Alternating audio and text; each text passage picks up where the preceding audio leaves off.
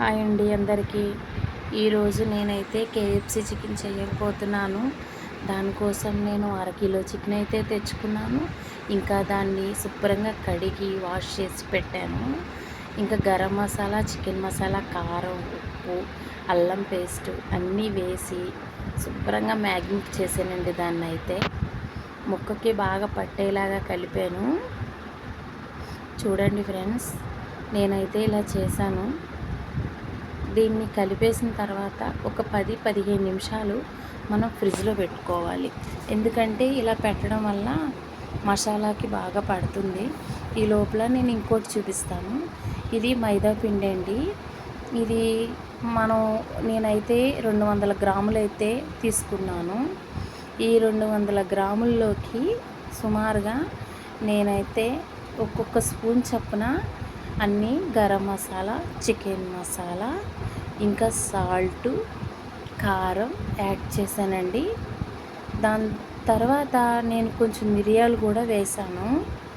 మిరియాలు కూడా కొంచెం ఘాటుకే వేసాను. తింటే స్పైసీగా ఉండాలి, బాగుండాలి అని చెప్పి నేను మిరియాల పొడి కూడా వేసాను.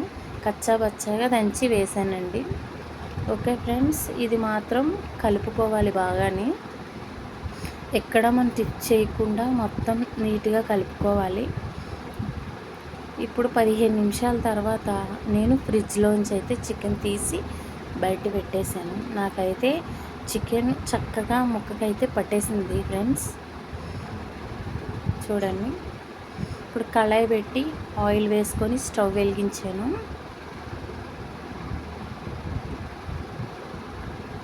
చక్కగా ఆయిల్ అయితే వేడెక్కే లోపల మనం కింద రెడీ చేసేస్తున్నాను నేను. చూడండి, ఫస్ట్ 2 కోడిగుడ్లు తీసుకున్నాను. 2 కోడిగుడ్లు పగలగొట్టి అందులో చికెన్ ముంచి తర్వాత నేను ఈ మిశ్రమంలో కలిపాను. ఆయిల్లో వేస్తున్నాను. చూడండి, మనం ఇందాక మైదా పిండి కలుపుకున్నాం కదా, అది చూడండి. టేస్ట్ అయితే చాలా బాగా వచ్చింది. నాకైతే నచ్చింది. ఈజీగా అయ్యింది పని కూడా.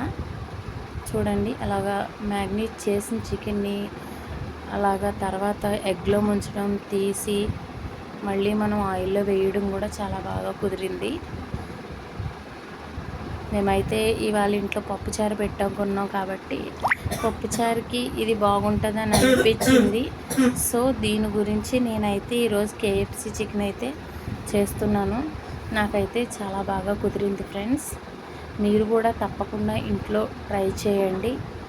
బయట ఫుడ్ తినే కన్నా మనం ఇంట్లో ఒక అరగంట సేపు టైం చేసామంటే చక్కగా హెల్తీ ఫుడ్ కూడా మనం ఇంట్లో తయారు చేసుకొని తినచ్చు. బయట వాటికన్నా ఇంట్లో ఫుడ్ బెటరు. తప్పకుండా ట్రై చేయండి. ఈ సమ్మర్ హాల్స్లో పిల్లలు ఇంటికాడే ఉన్నారు కాబట్టి ఇలాంటి వంటలు అనేది చేయొచ్చు. సో ఉత్త రోజుల్లో ఎట్లానో స్కూల్కి వెళ్తారు కాబట్టి చేయడానికి టైం ఉండదు. కాబట్టి మనం ఖాళీ దొరికినప్పుడల్లా చేయడం బెటర్ అని చేస్తున్నాను ఫ్రెండ్స్. ఇది చూడండి, ఇలా రెడ్ కలర్ వచ్చేంత వరకు మనం వేపుకోవాలి. వేపుకుంటే చక్కగా వస్తుంది ఫ్రెండ్స్. ఇంకోటి ఏంటంటే నాకు ఆయిల్ కూడా పీల్చలేదు.